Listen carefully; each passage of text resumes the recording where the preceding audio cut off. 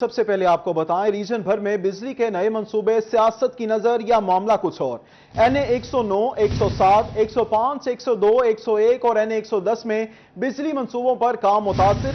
MNA राजा रियाज, नवाब शेरोसेर, रजा Nasrallah घुमन, खुरम शहजाद, आसिम नजीर और फैजुल्लाह कमोका के हलकों में नए बिजली मंसूबों पर बजट की कमी की वजह से काम रुक गया।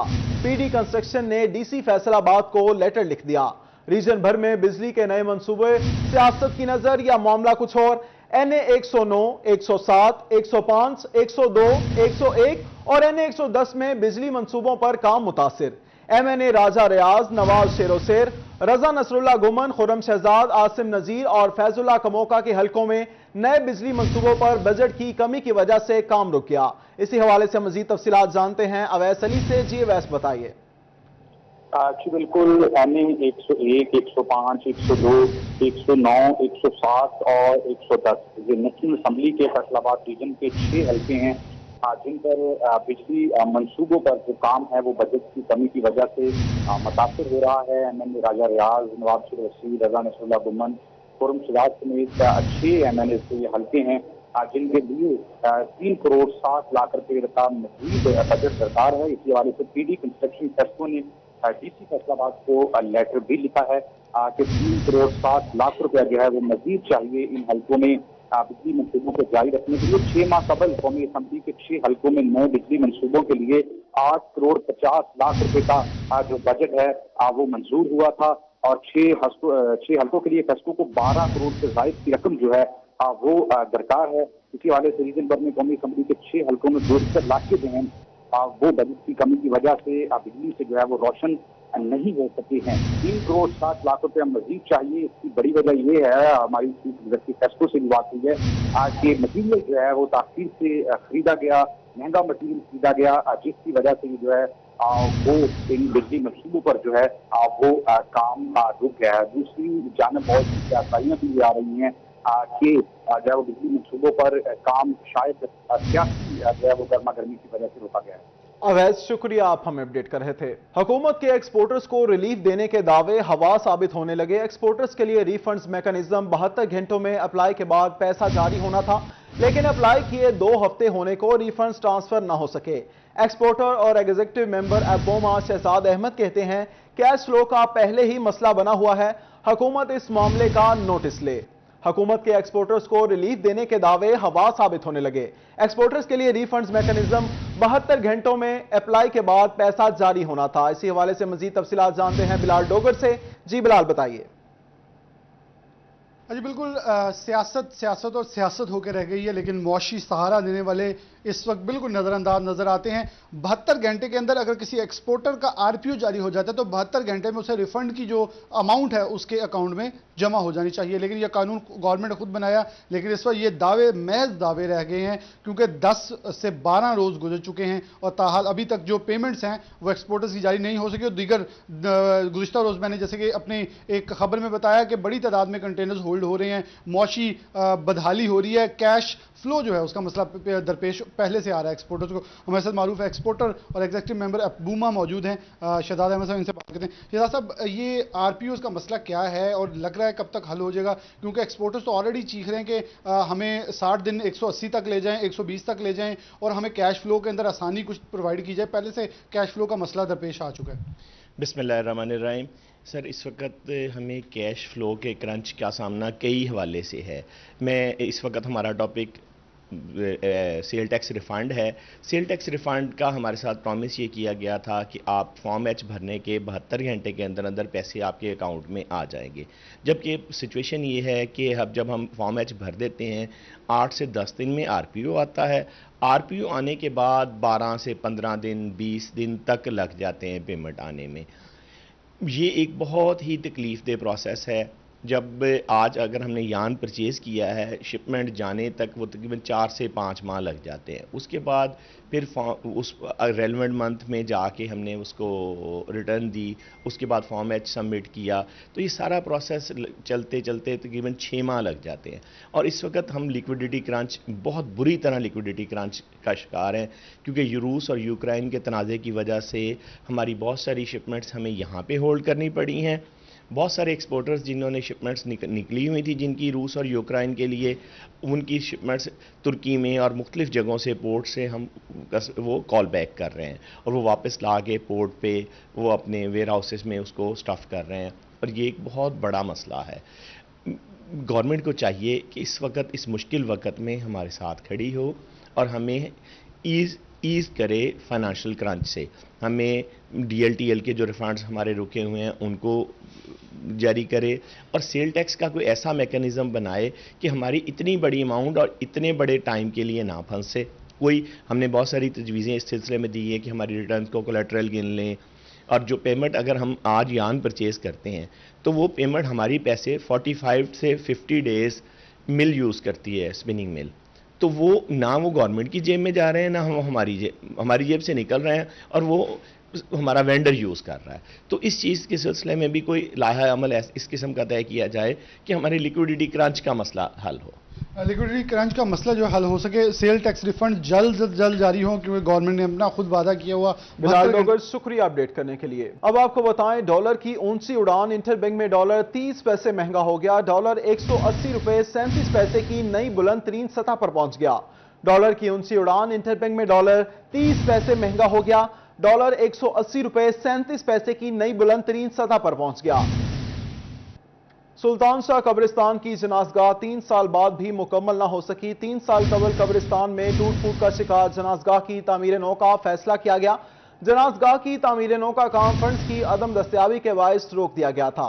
इसी हवाले से मजीद तफसीलात जानते हैं वसीम अहमद से। जी वसीम, बताइए।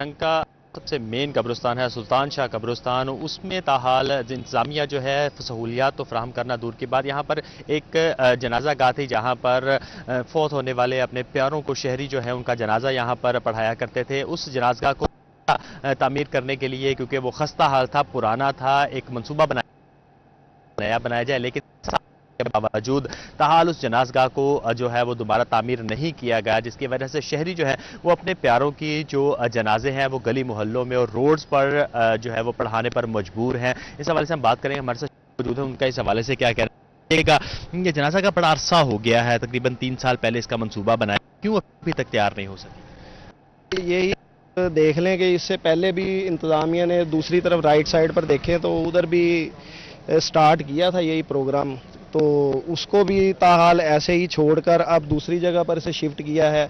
तो हमें लग रहा था कि बार जो है ये कंप्लीट हो जाएगा, लेकिन मुझे नहीं लग रहा कि ये होगा, क्योंकि अभी देखेंगे इसको काम रोक दिया गया है। बिल्कुल यहाँ पर कोई लेबर नज़र नहीं आ रही, कोई बंदा नज़र नहीं आ रहा।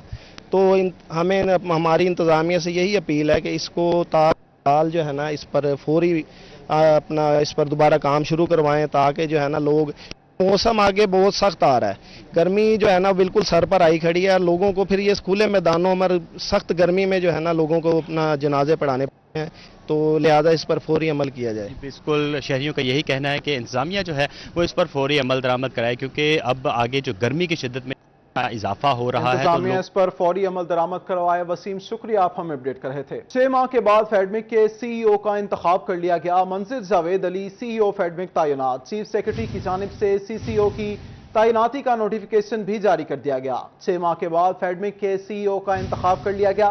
मंजिल जावेद अली CEO फेडमिक तैनात। चीफ सेक्रेटरी की जानिब से CCEO की तैनाती का नोटिफिकेशन भी जारी कर दिया गया। फैसलाबाद के सरकारी अस्पतालों में विटामिन डी के इंजेक्शन नायाब हो गए। कमजोर हड्डियों की बीमारी में मुब्तला बच्चे और मरीज मुश्किलात से दो चार। फैसलाबाद के सरकारी अस्पतालों में विटामिन डी के इंजेक्शन नायाब हो गए। मजीद तफसीलात जानते हैं आजादार हुसैन से। आजादार, बताइए।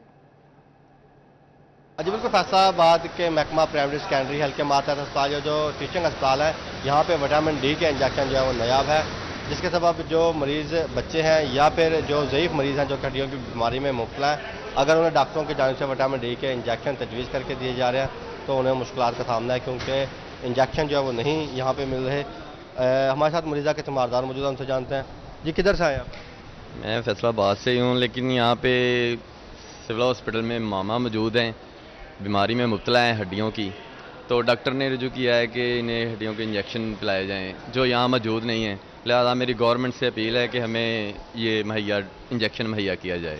यहाँ अपील है जो इंजेक्शन जो है वो मुहैया किए जाए और यहाँ पे जो इंजेक्शन मौजूद नहीं है। ताहम इस सिलसिले में जो MS है DHQ अस्पताल उनका कहना है कि अगर मरीजों की जानिब से डिमांड की जाएगी तो लोकल परचेज के जरिए जो है वो इंजेक्शन जो है वो ख़रीदे जा सकेंगे। इसके साथ साथ अगर महकमा सेहत का से बात की जाए तो महकमा सेहत का ये कहना है कि हुकूमत की जानिब से जो है वो अभी इंजेक्शन फराहम नहीं किए गए। जैसे हुकूमत की जानिब से इंजेक्शन फराहम किए जाएंगे तो मरीजों को जो है वो विटामिन D के इंजेक्शन की फराहमी जो है वो मुमकिन बनाई जाएगी। इसके साथ साथ जो मेडिकल सुपरिटेंडेंट्स हैं मुख्तलिफ अस्पतालों के, उनका कहना है कि विटामिन D के इंजेक्शन की जगह जो टैबलेट है जो इनके जो हुकूमत की जानिब से इंजेक्शन फराहम नहीं किए गए। आसादार शुक्रिया, आप हमें अपडेट कर रहे थे। अब आपको बताएं, महंगी सवारी की खरीदारी के बाद रजिस्ट्रेशन भी महंगी। महकमा एक्साइज ने नंबर प्लेट्स की कीमतों में 500 रुपए इजाफा कर दिया।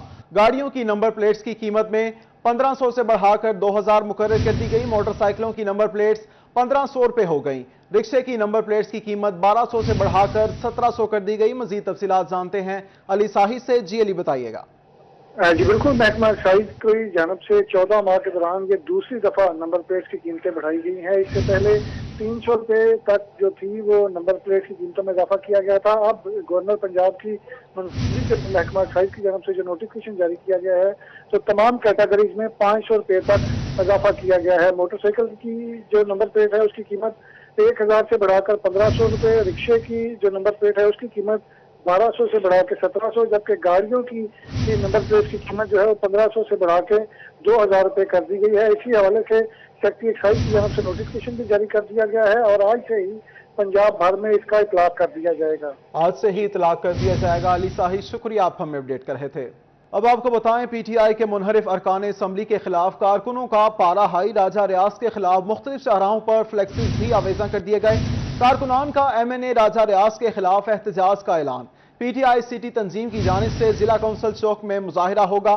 ISF राजा रियाज की रिहाइशगाह के बाहर एहतजाज करेगी। PTI यूथ विंग एहतजाजी रैली निकालेगी। इसी हवाले से मजीद तफसीलात जानेंगे उमैर अजमत से। जी उमैर, बताइए। जी बिल्कुल, गुज़िश्ता रोज से जब पाकिस्तान तहरीक इंसाफ से जो वफादारियां तब्दील करने वाले मेंबर कौमी असम्बली राजा रियाज का बयान सामने आया है तो उसके साथ साथ जो PTI के कारकुन हैं और अहदेदार हैं उनमें काफी ज्यादा इश्तियाल भी पाया जा रहा है राजा रियाज अहमद के खिलाफ। उनकी जानिब गुज़िश्ता रात ही राजा रियाज अहमद के खिलाफ न सिर्फ एहतजाज फैसलाबाद में किया गया बल्कि शहर की मुख्तलिफ शहराहों पर राजा रियाज के खिलाफ और नवाब शेर वसीम के खिलाफ फ्लैक्सेस भी आवेजा कर दी गई और आज जुम्मा के रोज एहतजाज की कॉल दी गई है। पाकिस्तान तहरीक इंसाफ की जो सिटी मदद तंजीम है उसकी जानिब से, इंसाफ यूथ विंग की जानिब से और दीगर इंसाफ स्टूडेंट फेडरेशन की जानिब से भी न सिर्फ राजा रियाज के घर के बाहर एहतजाज का ऐलान किया गया है और जो इंसाफ स्टूडेंट फेडरेशन के कारकुन हैं वो राजा रियाज अहमद के घर के बाहर पुरअमन एहतजाज रिकॉर्ड करवाएंगे। इसी तरह जिला कौंसल चौक में एहतजाजी मुजाहिरा किया जाएगा वफादारियां तब्दील करने वालों के खिलाफ, जबकि उसके साथ साथ एक प्रेस कॉन्फ्रेंस की मुजम्मती प्रेस कॉन्फ्रेंस कॉल की गई है जिसपे न सिर्फ तंजीमी अहदेदारान बल्कि मेंबरान कौमी और सूबाई असम्बली भी शरीक होंगे। अजमत, शुक्रिया, आप हमारे साथ मौजूद थे। अब आपको बताएं, बल्दियाती इदारों की हदूद में गैर कानूनी तामीरात और तजावुज़ात को गिराने की हिदायत। मकामी हुकूमतों को फोकल पर्सन मुकर्रर करने का पाबंद बना दिया गया। 5 तारीख को तफसीलात बताना होंगी। मजीद जानते हैं अब्दुर्रहमान से। जी अब्दुर्रहमान, बताइए। जब बात की जाए बल्दियाती इदारों के लिए अहम हदायत ये यहाँ पर मुतारफ़ करवाई गई हैं कि यहाँ पर जितनी भी तजावुज़ात हों या इसके अलावा जितनी भी जो डिस्ट्रिक्ट कौंसिल की जगह पर किसी का भी कब्ज़ा हो वो तमाम की तमाम तफसीलात जो है वो 5 तारीख को फोकल पर्सन जमा होगा कि यहाँ पर कोई भी जो तजावुज़ात है या जो कब्जा जात है वो ख़त्म करवा दिए गए हैं। तो इस सिलसिले में तमाम मुकामी हुकूमतों फैसलाबाद में यहाँ पर मेट्रोपॉलिटन कॉरपोरेशन और डिस्ट्रिक्ट कौंसिल को ये जिम्मेदारी सौंपी गई है चीफ अफसरान को कि एक फोकल पर्सन मुकर्रर करें जो कि 5 तारीख तक एक परफार्मा बनाकर जगहों का भिजवा दे कि कितनी तजावुज़ात मौजूद है, कितनी कब्ज़े की जगह मौजूद है और तजावुज़ात के खिलाफ क्या कार्रवाई अमल में लाई गई है, वो तमाम कार्रवाई वो तमाम जुर्माने भी भिजवा दिए जाए और इसके अलावा इंक्रोचमेंट फ्री भी जो उस मुकामी हुकूमत है उसको बनाया जाए। तो इस सिलसिले में ये अहकाम जारी किए गए हैं कि अब तमाम का अब्दुर्रहमान, शुक्रिया अपडेट करने के लिए। टोबा टेक्सिंग में ट्रैफिक मसाइल कैसे हल हों। 21 लाख आबादी वाले जिला की ट्रैफिक कंट्रोल करने के लिए नफरी उनके मुंह में जीरे के बराबर निकली। मजीद जानते हैं मुबशिर हसन नकवी से। जी मुबशिर।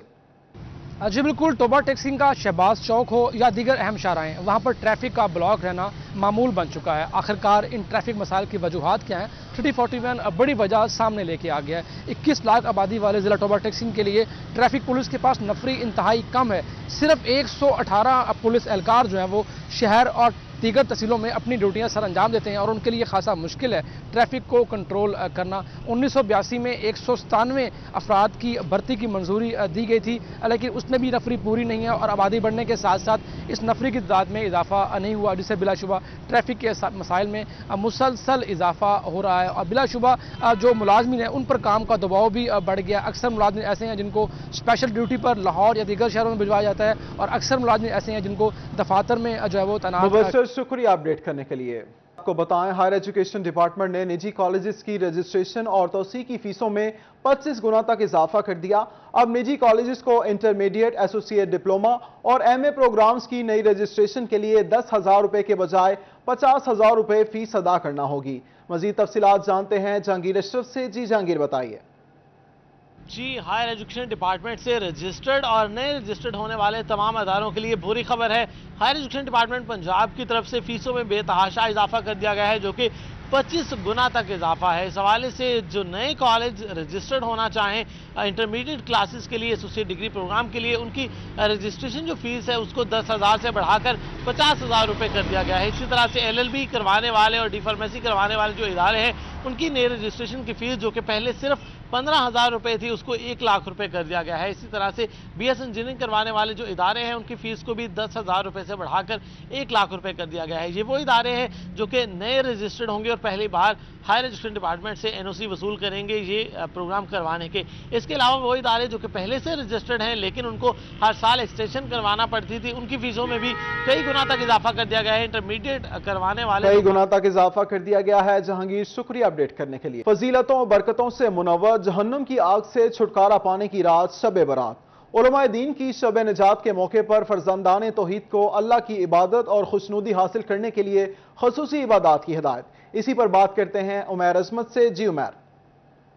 फजीलतों, बरकतों और जहन्नुम की आग से निजात की रात शब बारात। फर्जंदान इस्लाम इस रात को अब रज़ाए रब्बी के लिए खुसूसी इबादत का एहतमाम करते हैं। इस हवाले से इस रात की फजीलतों और बरकतों पर मजीद बात करने के लिए मेरे साथ अल्लामा तनवीर ताहिर साहब मौजूद हैं। उनसे हम मजीद गुफ्तगू करेंगे। अल्लामा साहब, क्या कहना चाहेंगे? निस्फ शबान की जो रात है बिलाशुबा ये बहुत फजीलतों वाली रात है, क्या कहते हैं? बिस्मिल्लाहिर्रहमानिर्रहीम। क़ाल अल्लाहु तबारक व तआला फ़िल कलामिल मजीद फ़ीहा युफ़रक़ु कुल्लु अम्रिन हकीम। अल्लाह रब्बे करीम ने कुरान मजीद फ़ुरक़ान हमीद के अंदर आज की रात के हवाले से जो बयान फरमाया है और मुख्तलिफ़ अहादीस मुबारका और इमाम तिरमिज़ी ने एक पूरा बाब नकल फरमाया आज की रात के हवाले से। हज़रत मौला कायनात हज़रत अली मुर्तज़ा शेर खुदा रज़ी अल्लाह तआला अन्हु से मरवी है, नबी रहमत सल्लल्लाहु अलैहि वबारिक वसल्लम की बारगाह में अर्ज़ की गई, या रसूलल्लाह सल्लल्लाहु अलैहि वबारिक वसल्लम, आप शाबान के महीने में कसरत से रोज़े रखते हैं। और हज़रत उम्मुल मोमिनीन माशत सिद्दीक़ा रज़ी अल्लाह तआला अन्हा फरमाती हैं कि 15वीं शाबान यानी आज की रात जो है ये रात थी और करीम आका सल्लल्लाहु अलैहि वसल्लम अपने हुजरा मुबारक से उठे और मैं उनके पीछे गई तो मैंने देखा कि नबी करीम सल्लल्लाहु अलैहि वसल्लम जन्नतुल बकी शरीफ के अंदर हैं, दुआ फरमा रहे हैं। तो हज़रत मौला कायनात अली मुर्तज़ा शेर खुदा रज़ी अल्लाह तआला अन्हु आपने इरशाद फरमाया अल्लाह के नबी ने फरमाया इस रात को अल्लाह रब्बे करीम अपनी शानों के मुताबिक आसमान दुनिया पर जलवा फरोज होता है और अल्लाह की रहमत की तरफ से आवाज़ आती है कोई मगफरत मांगने वाला कि जिसके गुनाह माफ़ कर दिए जाएँ, है कोई आज रिज़्क़ की तलब करने वाला तंगदस्त के उसकी तंगदस्ती को दूर किया जाए, है कोई बीमार कि जिसकी बीमारी को दूर किया जाए।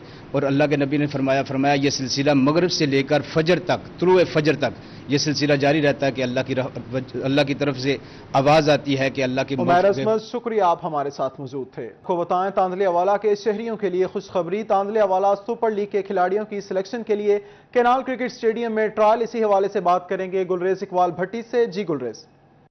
जी बिल्कुल, तांदलेवाला सुपर लीग की सिलेक्शन होने जा रही है। इसी सिलसिले में कैनाल क्रिकेट स्टेडियम में आज जो नौजवान क्रिकेट के खिलाड़ी हैं उनकी जो है ट्रायल हो रहा है। इसी हवाले से पीसीबी के जो ऑफिशियल हैं, सीसीए पाकपतन के हेड कोच भी हैं, वो यहाँ पर सिलेक्शन के लिए पहुँचे हैं। इसी हवाले से उनसे गुफ्तगू करते हैं। आप बताइएगा कि कितने खिलाड़ियों का आज ट्रायल है, कितनी की सिलेक्शन होगी, तरीकाकार क्या होगा? जी बहुत शुक्रिया। सबसे पहले तो मुबारकबाद के मुस्तहिक हैं चेयरमैन जिन्होंने ये लीग स्टार्ट की है, और लीग स्टार्ट करने का इस एरिए में बड़ा अच्छा इकदाम है कि बच्चे जितने भी हैं यंगस्टर्स वो ऊपर आएंगे। और ये T20 लीग है, T20 फॉर्मेट के ऊपर बैट्समैनों की जो टेक्निक्स देखी जाएंगी, उसमें देखा जाएगा कौन किस हिसाब से वो खेल रहा है। इसी तरह स्पिनर्स हैं, फास्ट बॉलर्स हैं, तो उनका क्राइटेरिया पॉइंट सिस्टम होता है कि हम लोग अपने पॉइंट में A, B और C कैटेगरी करते रहेंगे। तो 42 प्लेयर्स का हमें टारगेट दिएगा, 42 प्लेयर्स हमने इसमें से सिलेक्ट करने हैं, और फिर वो डिफरेंट टीम्स के अंदर जो यहाँ की कमेटी है, चेयरमैन साहब हैं, जो ऑर्गेनाइज़र हैं, वो उसके अंदर उनको ऐड करेंगे। जी बिल्कुल, जो है वो 100 बच्चे जो हैं उनका ट्रायल होने जा रहा है। इसी हवाले से तकरीबन 42 जो बच्चे हैं उनकी गुलरेज, शुक्रिया आप हमारे साथ मौजूद थे। इसी के साथ ही न्यूज़ स्टूडियो से फिल वक्त इतना ही।